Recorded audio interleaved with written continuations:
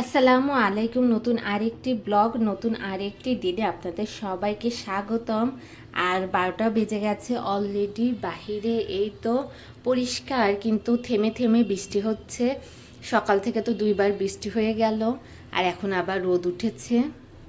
আর এইদিকে আমি রান্না চড়িয়ে দিয়েছি, বলতে ডাল সেদ্ধ হতে দিয়েছি, মাসকালার ডাল এটা। আর এইদিকে সব কেটে রেডি করে রেখেছি। মাসকালার ডাল হচ্ছে আমাদের এখানে বিশেষ একটা রেসিপি, সেটা হচ্ছে লাউ।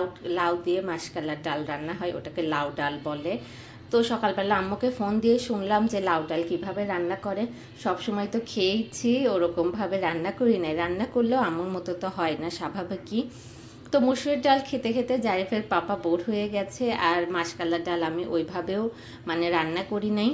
আর ঘরে লাউ ছিল, তাই ভাবলাম তাহলে আজকে মাসকালার ডাল হয়ে যাক, সেজন্য মাসকালার ডাল সেদ্ধ হতে দিয়েছি।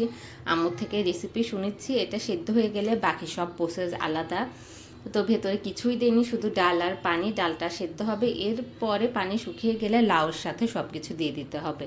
সব কিছু বলতে হচ্ছে পেঁয়াজ, রসুন, মরিচ, তারপর একটু হলুদ, লবণ, ওগুলা দিয়ে দিতে হবে। তারপর লাউ থেকে পানি বের হলে পানি যদি দরকার হয় তাহলে গরম পানি দিয়ে দিতে হবে, একটু ঘুটা দিতে হবে। এরপরে হচ্ছে তেলে বাগার দিতে হবে, ব্যাস হয়ে গেল লাউ ডাল।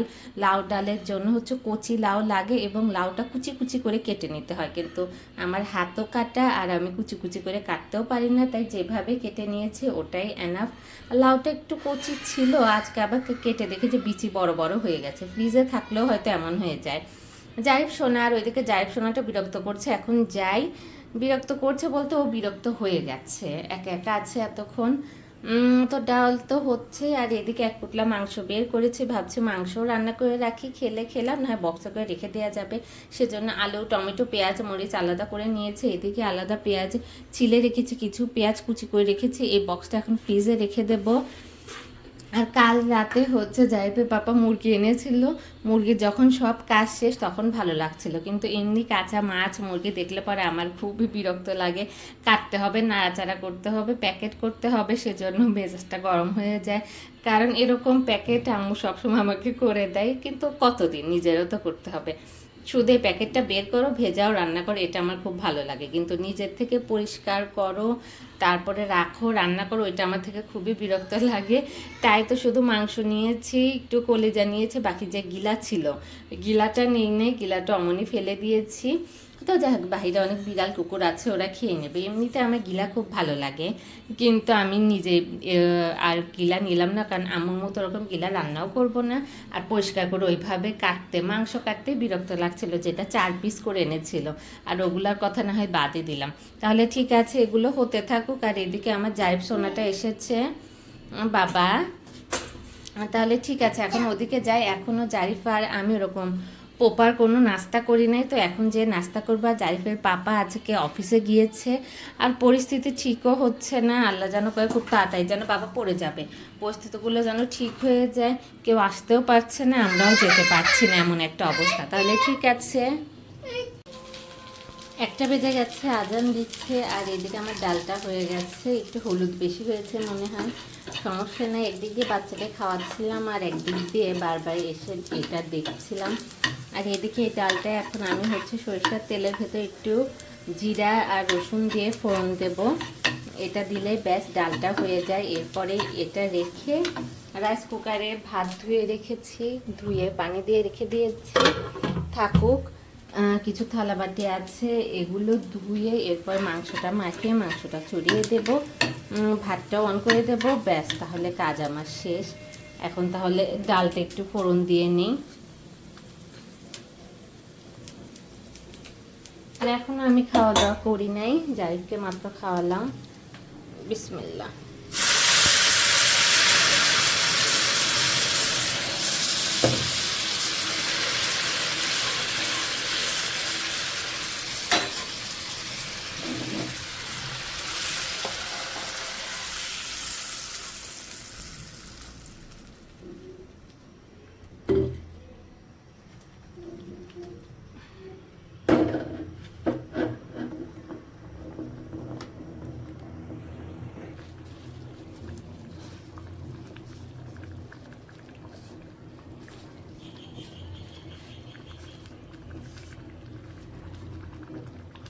ব্যাস আমার ডালটা হয়ে গেছে। মাংসতে সব কিছু দিয়ে নিয়েছে, এখন মাখিয়ে শুধু চড়িয়ে দেব। এটা হলেই হয়ে যায়। মাংসটা চড়াবো, তারপরে রাইস কুকারে সুইচটা অন করে দেব, ভাতও হতে থাকবে, মাংস হয়ে যাবে, ব্যাস। তারপরে রান্নাঘর মুছে টুছে বের হয়ে যাব।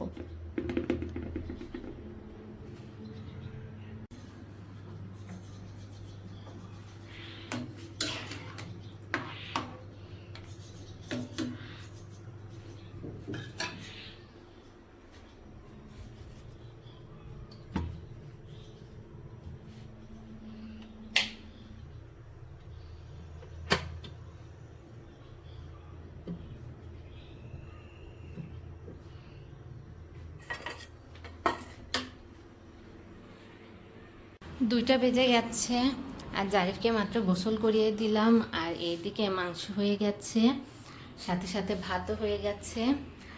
এখন একদিন রান্না করলে 2 দিন চলে যায়, তারপরও রান্না করি, আর যেগুলো রেখে দিই সেগুলো পরে বিপদে কাজে আসে। তো এখান থেকে অর্ধেক রেখে দেব, ডালের থেকে অর্ধেক রেখে দেব। তো ওগুলো ঠান্ডা হয়ে গেলে পরে ফ্রিজে রেখে দেব। এখন ঝটপট যেগুলো রেখে রান্নাঘর মুছে বের হয়ে যাব। জারিফের ঘুমের টাইম হয়ে গেছে। এখন দেখি কোন বাটিতে রাখবো সেটা আগে খুঁজে নেই।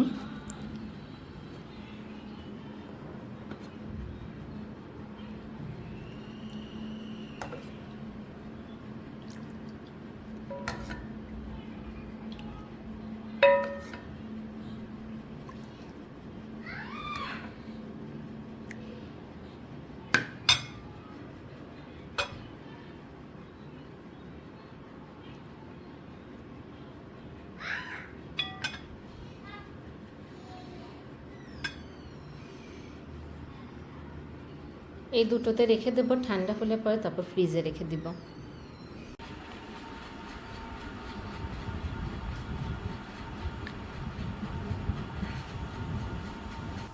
এখন 7:30 বেজে গেছে, আর একটু বের হব, কারণ বিকেলে বের হতে পারি নাই, যাই ঘুমাচ্ছিল। আর এই তো কখনো হচ্ছে ওয়েদার পরিষ্কার, কখনো হচ্ছে বৃষ্টি আসছিল, এটার জন্য বের হই নাই। তবে বিকেলে ওয়েদার সুন্দর ছিল, বাচ্চারা খেলাধুলা করছিল, অনেকেই পার্কে বের হয়েছিল, আমরাই বের হই নাই। তাই আজকে একটু ভাবলাম যে বের হই, কারণ জারিফের পাপা রওনা দিয়েছে, আজকে একটু তাড়াতাড়ি আসছে। তাড়াতাড়ি বলতে ঠিক টাইমে আসছে, এমনি টাইমে তো লেট হয়ে যায়, তখন বের হওয়া একদমই সম্ভব না। তাই ভাবলাম যে উনি আসার আগে আমরা একটু রেডি হয়ে নেই, যে নিচের থেকে একটু হেঁটে আসি। আর দ্বিতীয় স্বাধীনতার পর এই প্রথম আজকে নামবো। এই কয়দিন একদমই বাসা থেকে বের হই নাই, তাই যাই একটু হেঁটে আসি। জারিফকে যেহেতু সারাদিন বের করি নাই, ওকে বের করলে পরে ওর ভালো লাগবে। আর ঘুম থেকে উঠে তো বাচ্চারা খেতে চায় না, হেঁটে আসলে পরে খেতেও পারবে। আর আমি খেয়ে নিয়েছি হচ্ছে, আমার খেতে খেতে বেজেছে কয়টা, জারিফ উঠার পর খেয়েছি, 6টা বাজে খেয়েছি। আর রান্নাঘরে সব দ্বিতীয়বার গরম করে রেখেছি, যদি আবার নষ্ট হয়ে যায়। কিছু তুলে রেখেছি, কিছু রেখেছি, সব হালকা মশলা দিয়ে করা, মানে হচ্ছে সব হালকা মশলা দিয়ে করা। আলহামদুলিল্লাহ টেস্ট করে দেখেছি, ভালোই হয়েছে নিজের রান্না। এখন নিজের প্রশংসা করি কি আর, তেলাপোকা বাচ্চা, মানে নিজের রান্না নিজেই খেয়ে বলছি যে না ভালো হয়েছে, টেস্ট আছে। তাহলে ঠিক আছে, যাই একটু হেঁটে আসি। আর আমার বাচ্চা সোনা আর জারিফ আর আমি ম্যাচিং ম্যাচিং হয়ে গেছি, দেখিয়ে দিচ্ছি। এই তো আমার জারিফ সোনা আর আমি ম্যাচিং ম্যাচিং হয়ে গেছি। আমার সোনা বাচ্চা, আমার লক্ষ্মী বাচ্চা। হ্যাঁ দাঁড়াও দিচ্ছি। ওকে একটু নাস্তা করাচ্ছিলাম, সেজন্য একটু ফোন দিয়েছি। তো এখন একটু নিচে নিয়ে যাব, সে কারণে। তো খেলো না, প্রতিদিন বাচ্চারা একটা খেতে চায় না। তাহলে কি আর বলবো, নতুন কি বলার আছে। আর সে কথা শুধু শুধু বানালে পরে একটা থেকে একটা চলে যায়, তাই কি আর বলার আছে, কিছুই বলার নাই। যাইফ সোনা, জারিফের পাপা হয়তো চলেই আসবে, এখনই চলে আসবে। তাই আমরা আস্তে আস্তে নামতে থাকি, এটাও ভালো হবে। গরম লাগছে পাপা, এদিকে আসো, চলো এদিকে যাই। তাহলে ঠিক আছে, আমরা আস্তে আস্তে নামতে থাকি, আর এই ব্লগ থেকে আমরা এখানেই বিদায় নেই। এরপরে কিছু শেয়ার করা থাকলে অবশ্যই শেয়ার করব। তাহলে ঠিক আছে, আজকের জন্য এ পর্যন্তই। দেখা হচ্ছে আবার আমাদের পরের ব্লগে। সবাই ভালো থাকবেন, সুস্থ থাকবেন। আল্লাহ হাফেজ।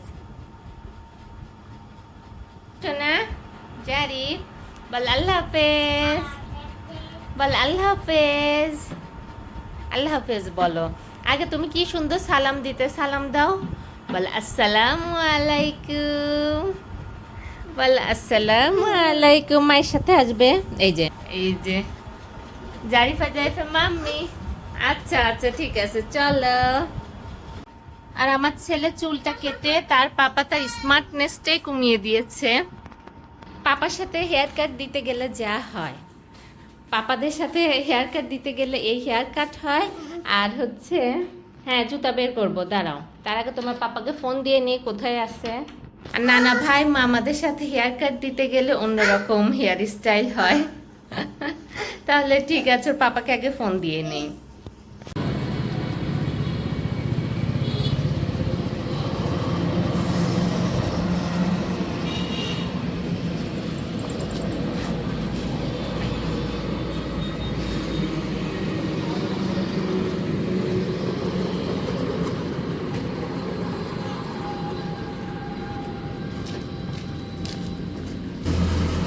এই জারি,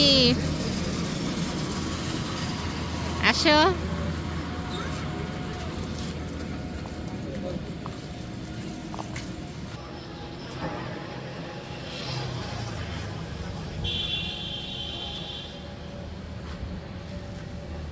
এই কুটু বাচ্চা, আসবে না তুমি? আসবে না?